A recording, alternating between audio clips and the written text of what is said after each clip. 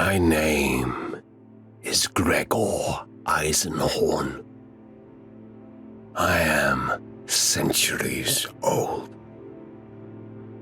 Long past my prime by imperial standards. Old by those of the Inquisition. All my life, I've had a reputation for being cold, unfeeling. Some have called me heartless, ruthless, even cruel. I am not. And I am. I am not beyond emotional response or compassion, but I possess, and my masters count it as perhaps a paramount virtue, a singular force of will.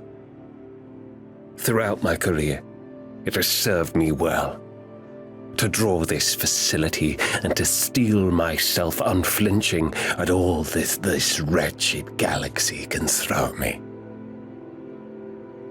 To feel pain, or fear, or grief is to allow myself a luxury I cannot afford.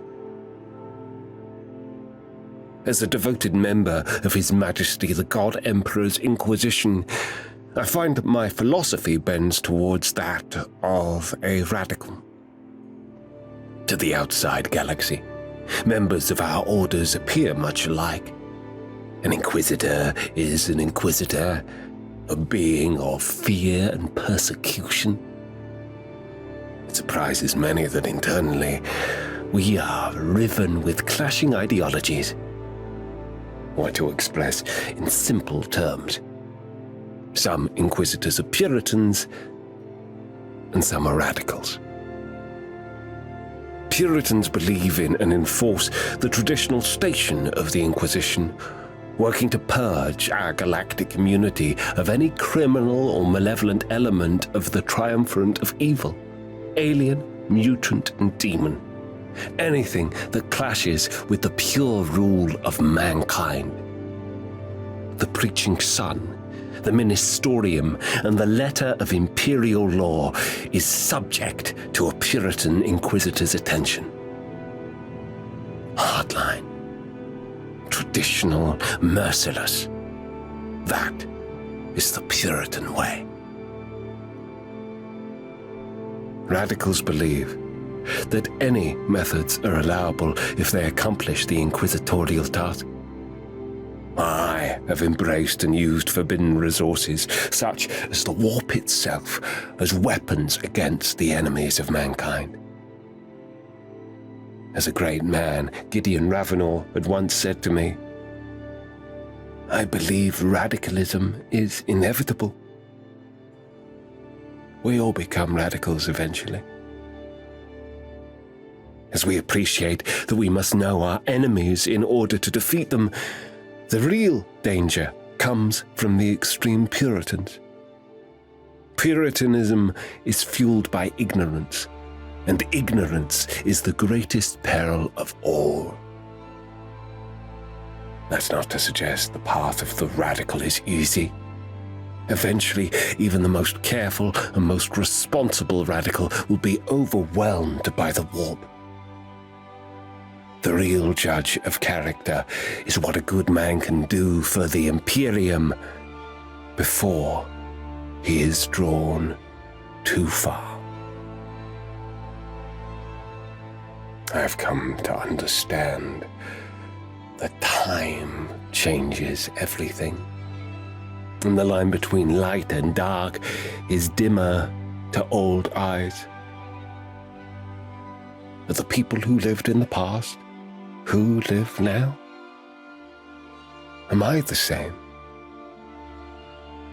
The past is a mirror to the future, or so a friend once said to me. I did not believe it then. I do now. The past walks with us. Its face is the face of all those we have hated or we have loved, or we have failed. So you have me then, pictured. Gregor Eisenhorn, Inquisitor, radical, centuries old.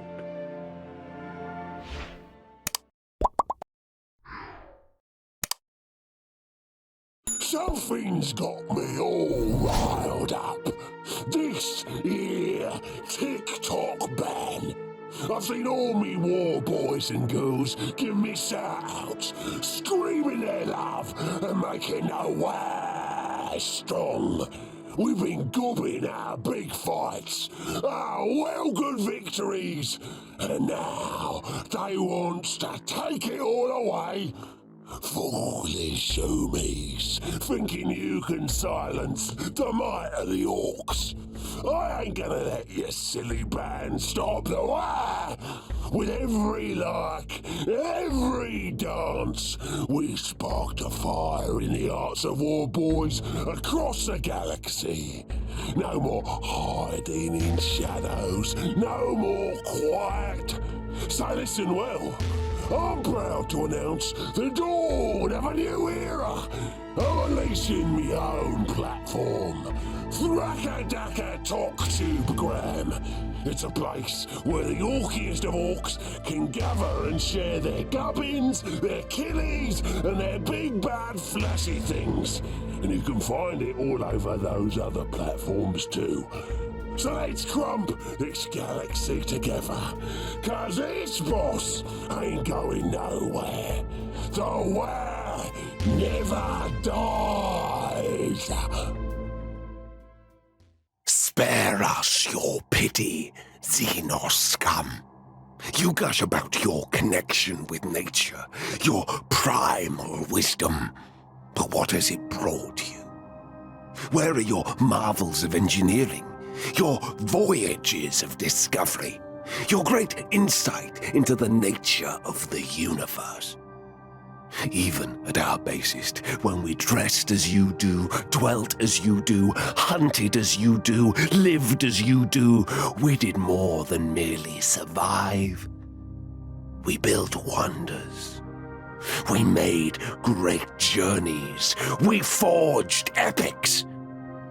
You have not. You speak so proudly of the plugs dangling from your skulls, little realizing that they are but strings, and you puppets. What little you have accomplished you attribute to the wisdom of your goddess, who is nothing but the voices of your dead, echoing for all eternity. She moors you to the past, serving as a leash that keeps you as little better than apes. Sad parodies of civilization that lack that special spark to become something more. We have come to your world in search of resources. Whether your actions drive us back or we take what we want and move on, the outcome is the same. We will depart from your wretched planet, leaving you behind. And in 1,000 years, you will not have changed from this contact with another world. You will remain in your trees, hunting your prey, communing with your goddess, until your sun burns out and your world dies. And above your tomb, the stars will belong to us. The road to Terra is the most fortified, impossible series of battles imaginable. Wars are not fought in one engagement, but piecemeal, campaign after campaign, city by city, fleet by fleet, world by world. Even if we could bring our wrath to Terra in a single strike, what use would it be? The rest of the Imperium would remain unconquered and would descend on Terra to cut our throats while we celebrated our temporary triumph. Horus Lupercal had half of the Imperium's forces, and he still failed to take the throne world, deluded creature that he was. We have a fraction of those galaxy-spanning war hosts. Horus began with and lost with more than we could ever muster. As the Imperium reeled in the wake of the rebellion, so did we. As it has struggled to recover all these millennia later, so have we. For all of the ways in which the legions are stronger than we once were, with our demon engines and never-born allies and the myriad gifts of our spiteful gods, there are twice as many ways in which we are weaker. Supply lines no longer exist, leaving our guns starved of shells and our warships hoarding diminished supplies of energy and resources. Few warbands can lay claim to the material of a Mechanicum cruiser or a forge world within the Eye, and those that can must fight endlessly to protect it from rivals. Slaves die or lose their minds to the warp as easily as they breathe. Whole fleets scatter to the warp's winds, for ice-space is far less stable than the material realm. Battleships die of thirst, fuel dry and crippled in the dark void, to be forgotten or swallowed as part of a macro-agglomeration space hulk. Warbands fight amongst themselves over ammunition, territory, plunder, even clean water. Champions that aspire to replace their warlord masters fight duels or sink to betrayal in order to rise above their former stations. There is no true agriculture in the Eye. No harvest world supplying sustenance necessities. Whole worlds and fleets survive on the flesh and bones of the unburied dead, or the warp-stained roots of alien plants, or the corpulent bodies of mutant livestock. Commanders and warband leaders, even of the same legions, wage war against one another over matters of pride or power, or to win the all-too-brief favor and dangerous blessings of the erratic gods. Worst of all, recruitment for the 9 legions is a matter of hellish difficulty. We lack anything like the reliable resources we once had to sustain ourselves and maintain our genetic lines. I cannot even begin to estimate the number of bastard legionaries born after the heresy, forged with gene seed raided from Space Marine chapters loyal to the Golden Throne. And all of this before the long and difficult journey to actually escape the clutches of the Eye, which is, as I have stressed, our prison and our punishment for failure as much as our haven. The Eye's edges are where the storm rages hardest. Ships seeking to leave are torn apart in those reaping tides. Do you not think we tried? There is no swifter way to lose warships than by hurling them toward the great Eye's edge. Or perhaps I paint an ugly picture with all these truths. We are so much stronger than we were, yet so much weaker.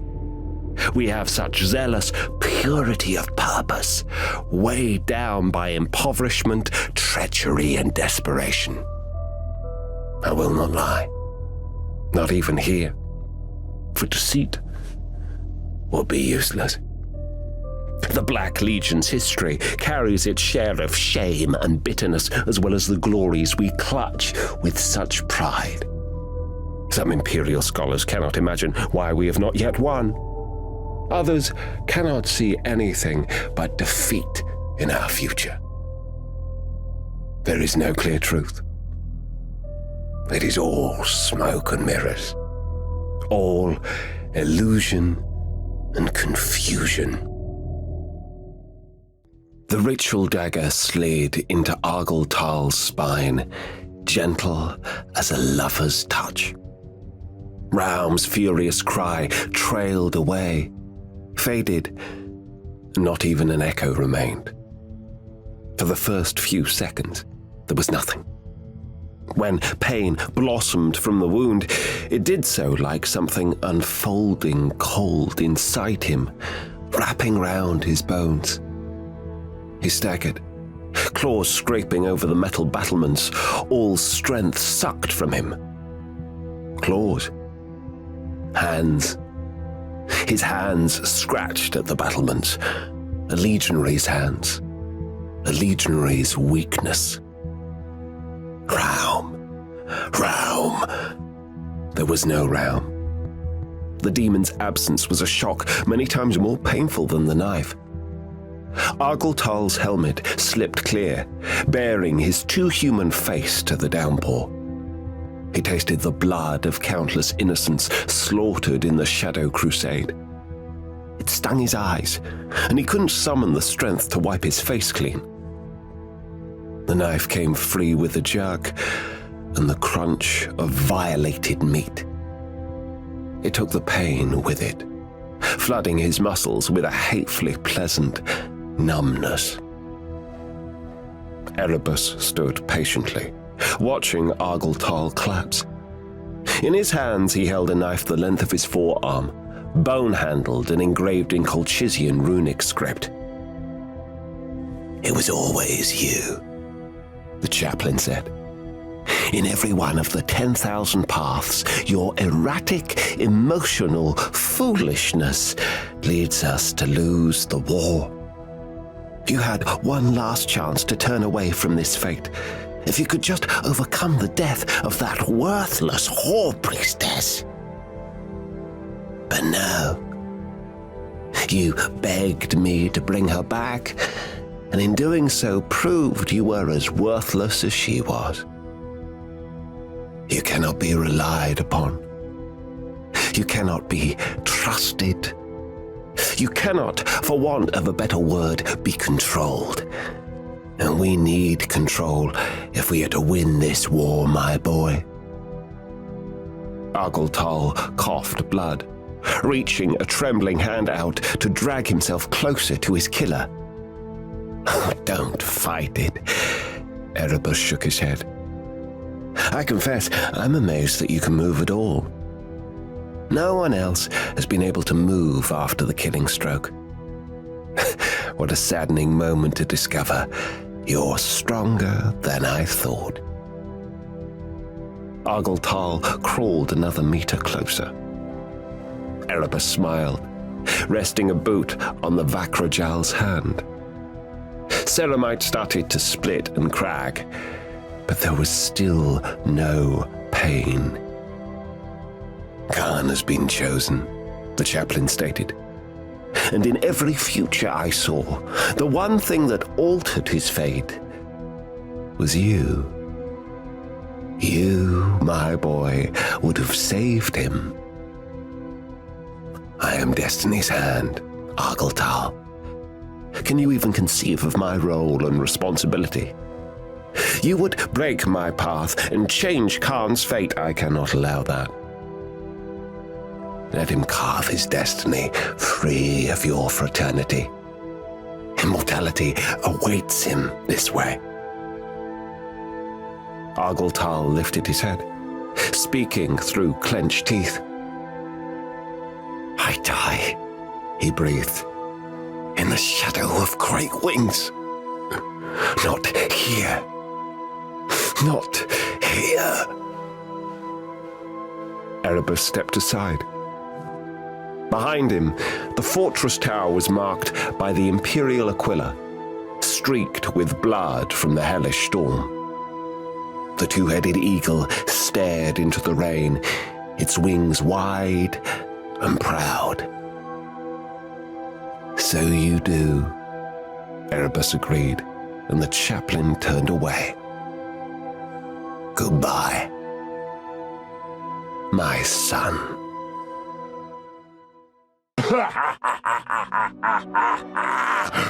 Hate ya! You stunties think I hate ya! Oh, that's a good un. That's a right mag laugh, that is. Look at you gits. Your heads is so hard you think you're made of iron to the core. Your weapons is dead flash. You just get harder and more honoury the longer you live. And sometimes it's take 3 of my lads just to crump a single one of you. You're like little boulders that fight back. Hates ya, Gork's teeth. Fighting stunties is the most fun an orc can have. So I ain't gonna kill ya, you hairy little bastard. I want you to run home and get all your stunty boys together in a big mob. My lads ain't had a good scrap in a long time, and we're in the mood for some murder, and not the regular kind of murder, right? We ain't just gonna beat the tar out of you and have a good laugh about it later. Nah, we want to get loud. We're gonna come charging in as fast as we can and break as much stuff as we can and then burn down the rest. You think you know what good war sounds like? Ha! The hills is gonna shake. The sky is gonna split and rain blood. We're gonna crack your mountain open and fill it with the funk of war so strong that your ancestors is gonna sit up and complain about the smell. So go tell your lads. You can bring out your axes and your shields and your fancy flags. You can bring out your biggest, loudest guns. You can try to lock up your treasure and you can try to hide your beer. Tell them the Orks is coming to pay you a visit. And we're gonna have so much fun! The Emperor. A fine subject. I thought it fitting, given the perfection of the marble. You have a rare gift, Master Delafour. You bring such life to the stone. Would that I could do similar. I am told that you have a great gift for sculpture, my lord. Oh, I can craft pleasing shapes, yes, but to bring it to life, that is something that frustrates me, and with which I would ask your help. Or my help? I don't understand. I set out to sculpt the likeness of each of my captains, but as I finished the captain of the third, I began to feel that something was wrong, as though some essential truth were missing. They are wonderful. Do not lie to me, Remembrancer. What would you have me say, my lord? They are perfect. I would have the truth. Truth, like surgery, may hurt, but it cures. A good friend who points out mistakes and imperfections and rebukes evil is to be respected as if he reveals a secret of hidden treasure. I give you leave to speak freely. It's as if they are too perfect. Can it be possible for a thing to be too perfect? Surely everything that is beautiful and noble is the product of reason and calculation. A great art isn't about reason, it's about what comes from the heart.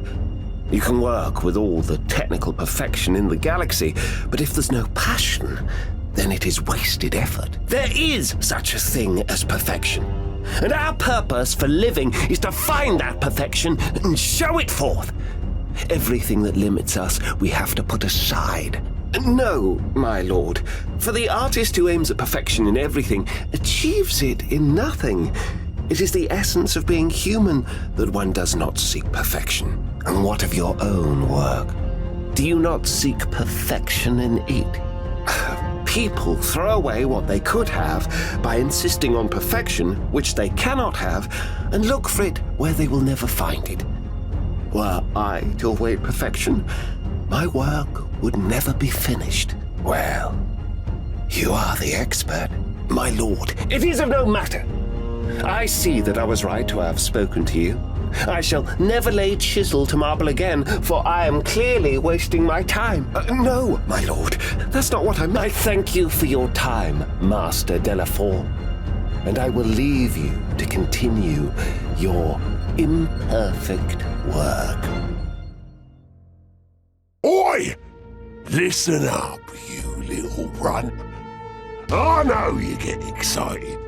You're full of big ideas, and you're gonna smash right through them like a bulldozer through squishy humans. Oh, it was just like that, trust me. You're gonna think you're unstoppable. And maybe you are, for a time. But let me tell you something. Don't be so quick to fire everyone. Yeah. I know it sounds daft, right? But sometimes it's not just about killing them all. It's about leading them all, kid. You figure out soon enough, if you want the biggest fight, you gotta build it first. That's right. Gather the boys. Make them see your strength. Even the toughest war boss needs allies, even if they're only fighting because they think they can get something out of it.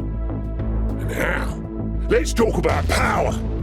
You think you're going to take down the strongest Umi leaders like it's nothing? But there's more to it than swinging a big chopper, you know? You gotta outthink them too. Don't just charge in head first every time. Think about the bigger picture. That's how I got to where I am. The war. Yeah, it's a massive, unbeatable force. But it starts with the mind, not just the muscle. Get a big mob and make it grow, make it stronger. I had to rise above. I had to make them fear me and respect me so they follow, not just because I'm big, but because they believe in the fight we're all part of. And don't forget about me, eh? You'll be me someday, smarter, harder, and the best war boss in all of the galaxy. So take a good look at this mug, because this is what you're gonna become. Now finish your brew, kid. We've got a whole lot of war ahead of us! You are all facets of the Emperor. You are aspects pooled from a genetic primer. The lion is your father's rationality, his analytical skill, unburdened by conscience. Magnus is his psychic potential and eager mind, unrestrained by patience. Russ is his ferocity, untempered by reason. Or even Horus, the Emperor's ambition, unshaped by humility. I think of all the worlds where our Legion waged war alongside the Lunar Wolves. You've seen it as well as I have. Horus hides his arrogance, but it is there. A layer beneath his skin, a shroud around his soul. A pride beats through his body like blood. And Guilliman is your father's echo, body and soul. If all else went wrong, he would be heir to the Empire. Horus is the brightest star, and you carry your father's face. But Guilliman's heart and soul are cast in the Emperor's image. I never really understood our Gene Father's obsession with martial glory. It always seemed to me more efficient to simply eradicate our foes from orbit, pound the Earth flat, and build over the ashes. And if they dig in, are there ways? Saboteurs, chemical weapons. There are hundreds of methods for dismantling a world and its people that do not involve orbital insertions and glorious advances into the teeth of enemy fire. Perhaps I overestimate the intelligence of our species. Perhaps we a little more than psychopathic apes, driven to fashion clubs and smash out the brains of our closest neighbors. I am so lonely. All the other war boys are scared of me. No one talks to me. No one wants to be my friend. They think I'm unstable. They send me from planet to planet, committing atrocities in the name of war. And as I get better at it, they fear me more and more. I am am a victim of my own success. Ghazghull Mag Uruk Thraka. I am so capable of so much more, and no one sees it. Some days I feel so alone I could cry, but I don't. I never do. Because what would be the point, eh? Not a single squig in the entire universe would care. Take it to your grave. We are talking here not of sorcery, or what you refer to as psychic power, but of faith. Faith is the most powerful force in this galaxy. It requires no proof to convince. It grants conviction to those who believe. It brings hope to the hopeless, and where it flourishes, reality changes. A single mind connected strongly to the warp can bend the laws of our universe, but a billion minds, a trillion minds, all believing the same thing, it matters little if they are psychers or not. The influence of so many souls has a profound effect. My kind birthed a god. Perhaps now it is your turn. Faith is your race's greatest power. It is also the greatest peril to us all. It is the faith of every human being that molds reality. Psychic power washes through our existence, heightening everything. It is their despair that threatens us. You have said to me before, Rabute Gulliman, that you will save my people, yet it is your people who are damning us all. They damn you, too. For all your will, how can your single soul stand against the collected belief of your species? You brought us here to ask if the Emperor is a god, for that is where this conversation is going.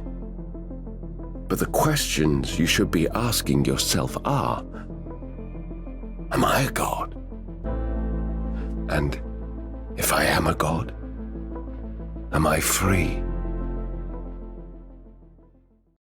Sigismund, how did he wound you? Abaddon fell silent, the vicious vitality of ambition bleeding away. The black rebreather covered much of his face, and the murk occluded some of his expression, but I believe for the very first time I saw something like shame flicker across my lord's face. How curious. He wouldn't die, Abaddon said at last, thoughtful and low. He just wouldn't die. I did not need to skim his mind for insight. Just from his tone, I knew what had happened. He baited you? You were lost to rage. I saw the muscles of Abaddon's jaw and throat clench as he ground his teeth. It was over before I knew he had struck me. I couldn't breathe. I felt no pain, but I couldn't breathe. The black sword was buried to the hilt, like the old man had sheathed it inside my chest. Ezekiel's voice was soft across the speakers, cushioned by the bitterness and fascination of reflection. His words were almost staccato whispers, each one a drop of acid on bare flesh. The only way to kill me was to welcome his own death, and he did it the moment the chance arose. We were face to face like that, with his blade through my body. My armor sparked. It failed. I lashed back. His blood soaked the talon. he fell. I remained quiet, letting Abaddon's tail unspool. His eyes were looking through me, not seeing what was, but what had been. He wasn't dead, Kaon. He was on the floor, sprawled like a corpse, disemboweled and torn in two, but he still lived.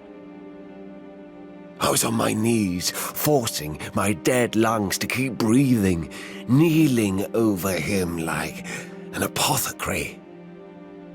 The black sword was still through me. Our eyes met. He spoke. I did not ask Abaddon to tell me. I reached into his thoughts then, tentatively at first, in case he rebuffed my presence. Then, I closed my eyes and saw. The Black Knight, fallen and ripped apart, his sword brethren gone or dead, I did not know which. Red staining Sigismund's tabard, red decorating the deck beneath and around him, red in Abaddon's eyes, misting his sight. Blood. So much blood. Here, at the last, he looked every one of his years, with time's lines cracking his face. He looked upwards at the chamber's ornate ceiling, his eyes lifted as if in reverence to the master of mankind upon his throne of gold. Sigismund's hand trembled, still twitching, seeking his fallen soul. No, Abaddon murmured with brotherly gentleness through the running of his blood and the heaving of his chest. no, it's over. Sleep now, in the failure you have earned. The knight's fingertips scraped the hilt of his blade. So very close, yet he lacked the strength to move even that far. His face was the bloodless blue of the newly dead, yet still he breathed. Sigismund, Abaddon said, through lips darkened by his own lifeblood. this claw has killed 2 Primarchs. It wounded the Emperor unto death. I would have spared it the taste of your life as well, if you could only see what I have seen.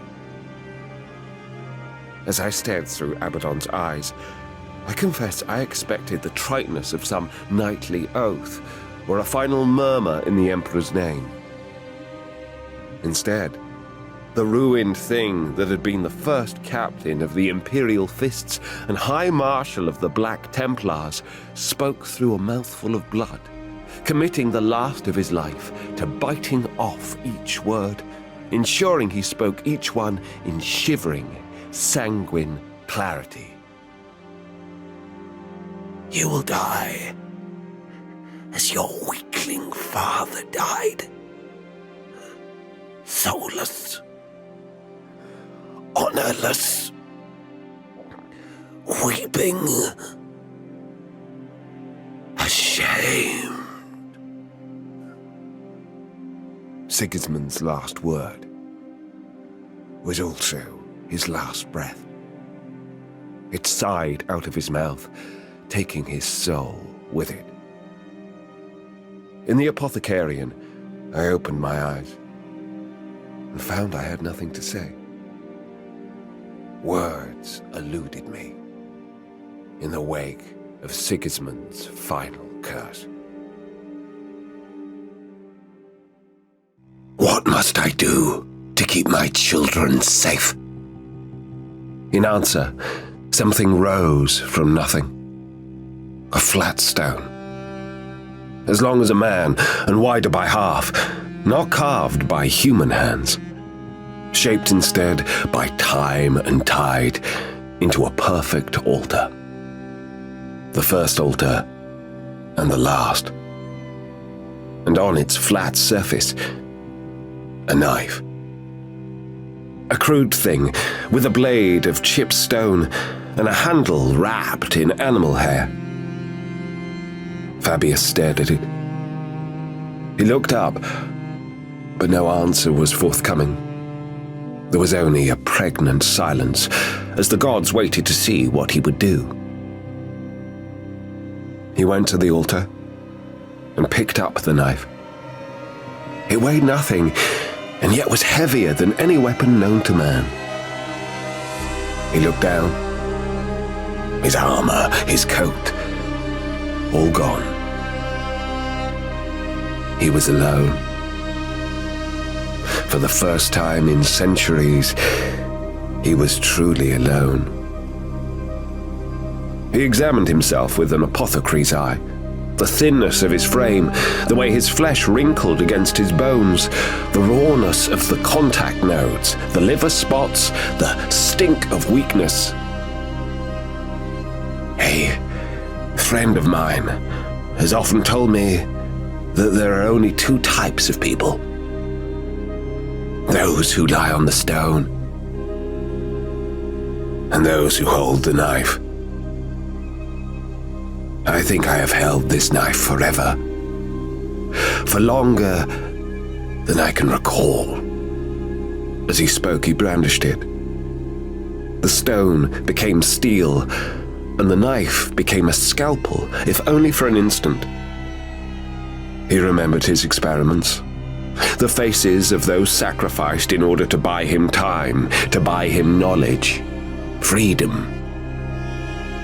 The faces of his brothers at Istvan and beyond, of 1,000 innocents on Terra, of his children as their world burned.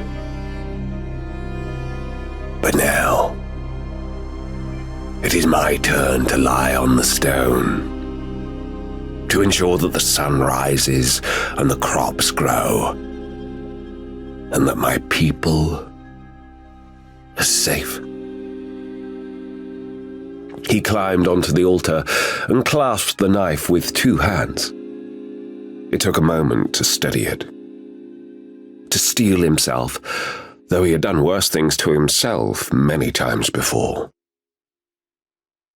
He pressed the point of the blade to his chest. He barely felt it go in. But he felt what came after. The truth we convey is the truth because we say it is the truth.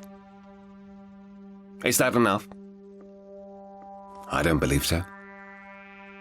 My truth is better than your truth is a schoolyard squabble, not the basis for a culture.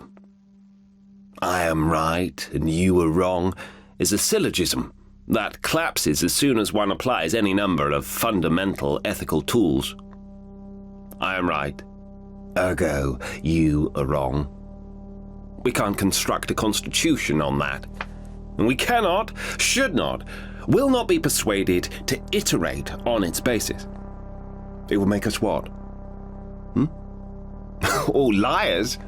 I was thinking bullies or demagogues, but liars is apt. In fact, it cuts deeper than my suggestions. Liars. This is the one thing we iterators can never allow ourselves to become. Truth and lies. Truth and lies. I'm on my hobby horse now, you realize. Your supper will be delayed. Great actions have shaped our society. The greatest of these physically has been the Emperor's formal and complete unification of Terra, the outward sequel of which, this great crusade, we are now engaged upon. But the greatest intellectually has been our casting off of that heavy mantle called religion. Religion damned our species for thousands of years, from the lowest superstition to the highest conclaves of spiritual faith. It drove us to madness, to war, to murder.